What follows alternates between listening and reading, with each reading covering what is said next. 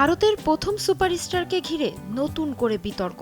মৃত্যুর এত বছর পর আবারও সামনে এলো ব্যক্তিগত জীবনের এক চাঞ্চল্যকর অধ্যায়। 2012 সালে প্রয়াত হন কিংবদন্তি অভিনেতা রাজেশ খান্না। তার মৃত্যুর পর থেকেই নিজেকে স্ত্রী দাবি করে আসছেন এই অভিনেত্রী, যদিও আইনি লড়াইয়ে শেষ পর্যন্ত স্বীকৃতি পাননি তিনি।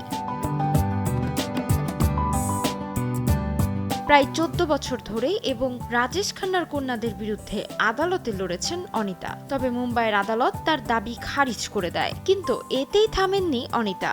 সম্প্রতি এক সাক্ষাৎকারে তিনি জানান, রাজেশ খান্না নাকি তাকে সিঁদুর পরিয়ে বিয়ে করেছিলেন।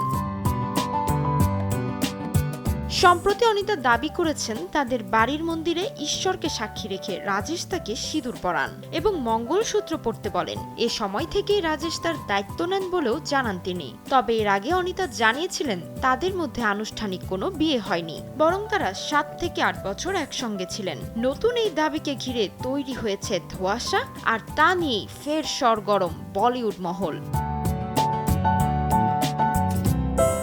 রাজেশ খান্নার ব্যক্তিগত জীবন বরাবরই ছিল আলোচনার কেন্দ্রে।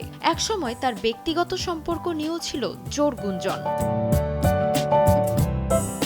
প্রশ্ন এখন একটাই, এত বছর পর অনিতার এই দাবি কি নতুন বিতর্কের জন্ম দেবে, নাকি এখানেই শেষ হবে পুরনো এক অধ্যায়ের গল্প?